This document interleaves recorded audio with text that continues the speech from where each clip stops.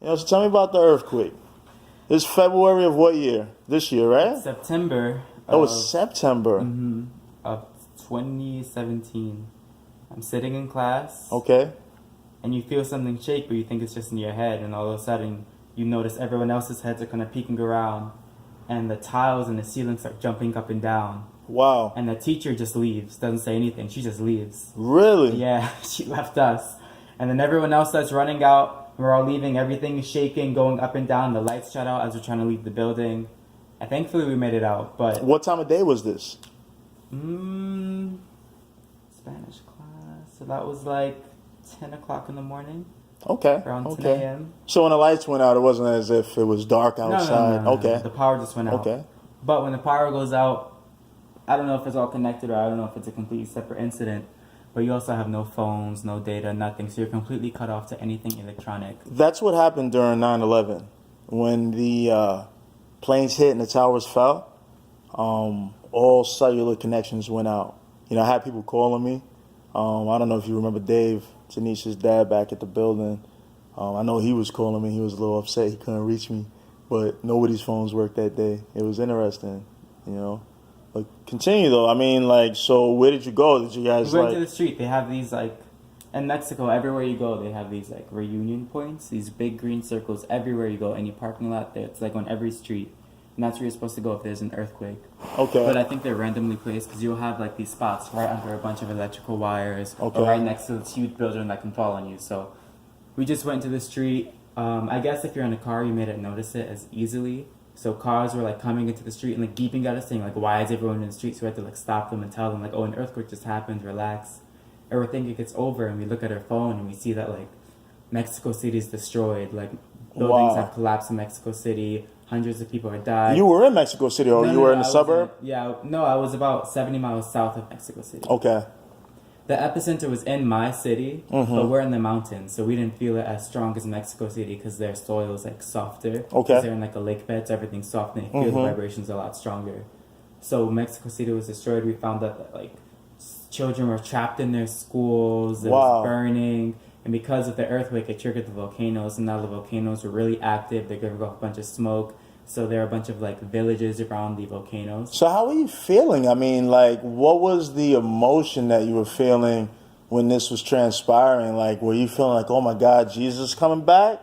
Or were you just oh shit, everything's shaking? How did that feel? When I was younger, I used to watching a bunch of survival shows and how to survive different scenarios and things like that.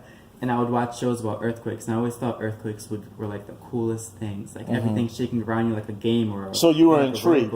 That was the emotion. You were terrified. Oh, you were terrified. Okay. I thought it would be fun, but it happened. I was terrified because maybe if I was in a country that's more developed, like Japan or something, where they get earthquakes but they have the money to build for it and their infrastructure can sort of maintain it, then I'd feel a bit more comfortable. But I was in Mexico. These buildings, half of them where people live in aren't even done being constructed. So I felt like these buildings are going to follow me. Unlike something in Japan that has earthquake stabilization where sway bars and all kind of crazy stuff they engineer down there. Wow, man. So it was terrifying. I think that could easily be one of the scariest moments of my life. Wow. Interesting. Absolutely terrifying. What about Teotihuacan? You climb up all the way to the top? I climbed to the top. It was very fun. It was hot. It wasn't as exciting as I thought it would be, to be honest, just because I don't like guided tours very much. I think they're boring. Yeah, me too. I'd rather go by myself. Freestyle. Yeah. You are my son. I like that. And just a side note, watching all those survival shows and acting as if I haven't had you doing some crazy things out on the trail. But continue. What do you mean? Yeah, continue. I don't know what you're talking about. I know. Continue. Okay. I got pictures. I'll show you later. I lost my train of thought. It's all right. Oh, the Teotihuacan. Yeah. It was nice. I mean, it was cool. I don't think I'd go back a second time unless I was going to show someone else. But if we all went, I'm not gonna say, "Oh, let's go again." No doubt. Yeah, I've been. I was there with Grandma Nydia. I think I was 7 or 8 years old, something like that. And I climbed to the top by myself. It was a very, as corny as it may sound, even cliche, pinnacle time of my life. It's a very memorable moment being up there. You know what I'm saying?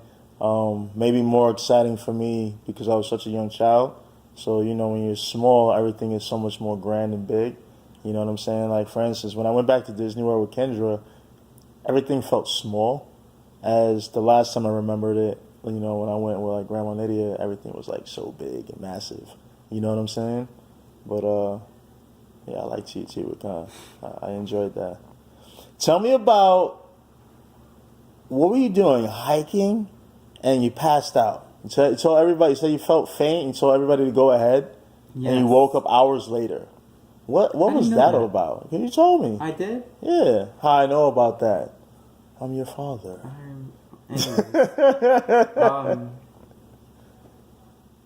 We're going up a mountain. Mm-hmm. It's an extinct volcano called La Malinche. So just exploring, winging it. Yeah, I mean, just hanging out. Where I am, we're surrounded by mountains. And yeah, so just go hang out, time off. It's like the easiest one to start off on. Okay. And I was in Mexico for maybe about a month or so far. Mm-hmm. So I'm thinking, all right, I'm adjusted to the altitude. I think I can do this. It shouldn't be that bad. Everyone's talking about, like, make sure you're prepared. Make sure you bring, like, a sweater. It gets really cold when you go up. It's really bad. And I was like, oh, whatever. I go for, like, I hike all the time. It's fine. I hike all the time. Okay. It's fine. And I go, and I'm with my friends. And at first, I'm going full steam ahead. And my friends are, like, tiring out. They're, like, having trouble going up. And then the tables turned. They, like, recovered. I don't know how, but they're all fine. I'm starting getting tired. Yeah. I start getting tired. My breathing starts getting heavier and heavier. And I'm hungry. I'm thirsty, but I don't want to eat everything now because I'm gonna start cramping up. And we're going higher and higher, and the more sick I start to feel. Not sort of just tired, but actually sick. I feel like I have a headache. I feel nauseous. My body feels really, really hot. I'm going up, and I remember. It was colder. It wasn't cold. How do I explain it? It was strange. The sun was beaming down on us. There was a very bright day. There's no cloud in the sky, so the sun is beaming down at us. And when the sun hits us, it's hot. But as soon as a breeze comes by, you start to get cold. So there's no in between. It's either you're hot or cold.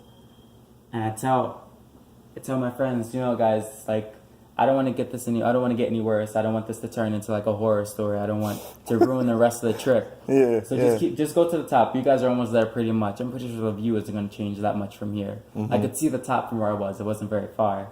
So I sit there, and my thighs are burning, actually burning from the sun. Just the sun is really intense in my thighs. So I take off my jacket, and I put it on top of my thighs, and then I feel it on my arms and on my face. So I'm protecting my body from the sun under my jacket. And I see my friends going up and everything's fine. It's a tourist spot, so the tourists are going up too. Mm-hmm. The path, I'll describe the mountain. So the trees only grow up to a certain altitude. Mm-hmm. And you can see that line of where trees grow up. It's very clear. It's just forest and then rocky fields, nothing else. So we're in the rocky fields area. And you see everyone going up. The path, it disappears at this point. People are just going towards the top, however they see easiest. Because now you're actually, climbing. It's very, very steep. And I see everyone going up. It's very crowded with tourists and hikers and things like that. Next thing you know, I'm waking up. And there's no one up there at all. It's literally just me on the side of this mountain. And, I don't know if there are horses or mules or donkeys, but, some type of animal further up with their bell ringing from feeding off the grass and moving. Mm-hmm. And I was like, oh snap, where is everyone? And the weather's very predictable. It rains every day, very, very hard at the same time every day. And as we were going up, I remember seeing these huge ditches. That's mountain weather, man. Pretty much. Yeah, I remember for seeing sure. Huge ditches in the ground. And you can tell, okay, when it rains, that's gonna where fill. the water goes. And you can tell, it rains hard over here, too. So I was like, I need to get down before it starts raining. And our last bus, what we thought at the time, leaves at 3. It took us, maybe 3 hours to get up. So I was assuming it would take us because I've never done a mountain this intense before. So I'm assuming as long as it takes us to go up, I'm thinking it's going to be easier to go down because of gravity and things like that. We'll probably get down faster. So I I'm would thinking- assume so too. At least 20 minutes faster. Yeah, At the- around there. So I'm thinking, yeah. all right, I need to go down now, even if even if my friends are like together and they don't make it, at least they're together. If I don't make it, I'm You're by by myself. yourself, So I yeah. need to go down to the For bottom. sure. So I start heading down. I'm looking at my phone. I have no signal, and I try calling them, and it's not working. Eventually, I get like a very weak signal, and I call them, and I can barely hear them, and they can't hear me. So I hang up, and then messages start coming all of a sudden of them messaging me previously while I was knocked out, and it's saying, "Oh, like meet us where we Ding, ding, ding, ding, exactly ding. meet us where we had our last break. Meet us at our last banana. Meet us where we ate the bananas." Which sounds funny, but it's our last stop. We ate the bananas we brought. And that was like our last stop at like the line where the trees stopped growing. And I was like, all right, I can go there. I can find that path. Going down, there's no path where I am. And then when you look down, you see nothing but forest. Okay. And you don't know like Which way to go? Exactly. You don't know if the path is that way, or straight down. Because you definitely didn't go a straight line as you're like climbing and maneuvering the rocks. And that's when I realized, I was like, this is not good. Like, I don't know where that path is. I don't know which direction to go. I need to, like, just find my way to the bottom and run into anybody that can help me. Yeah. So I start going down, and at this point, I'm just screaming names as I'm going down, and I hear nothing and nothing.